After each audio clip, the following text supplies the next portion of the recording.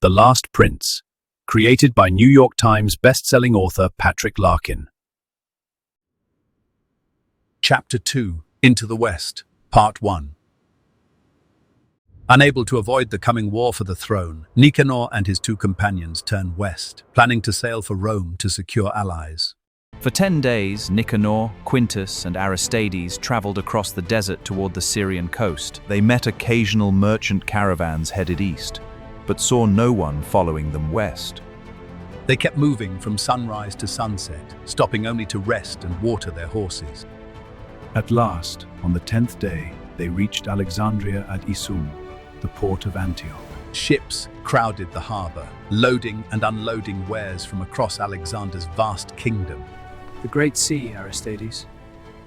Now there's a welcome sight after our toil through the wastes. Welcome for some, perhaps, Prince. My last time aboard a ship was not pleasant. Italy is at least 20 days away, Aristides. You'll find your sea legs by then.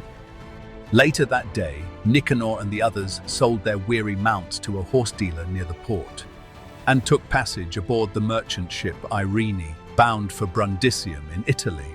With a fair wind, she sailed westward on the first leg of their long voyage.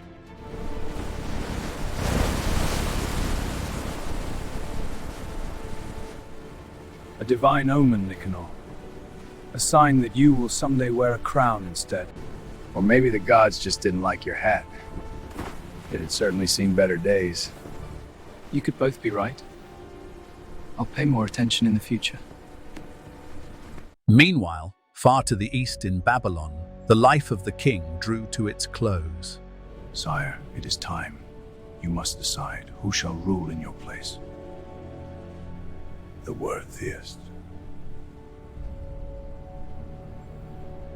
Immediately, voices erupted, arguing who was the worthiest, drowning out the king's last word. Alexander's death, apparently without a named successor, sparked chaos in the royal court.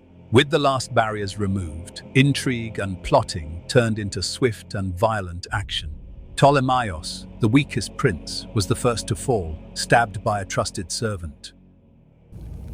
The second to die was Seleucus, slain in a mysterious fire at night. The third to fall was Oxyartes, poisoned at a private meal. Amid the turmoil, the king's advisor, Cleon of Athens, sought audience with Queen Philaena. My queen, the king, as he died, commended his throne to the worthiest among his sons. Yes, Cleon. And the fools are already killing each other to answer the question. True, my queen. But that was not the entirety of the king's decree. The king named the son he thought worthiest. But in the uproar, only I heard him. I know you are an honorable man, Cleon. So who is Alexander's true chosen heir? Your son, Nikanor.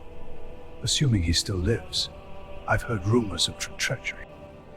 Nikanor is alive. If he were not, I would know by now. I pray that you are right, my queen. But if so, where is he now? Perhaps heading for Thessaly.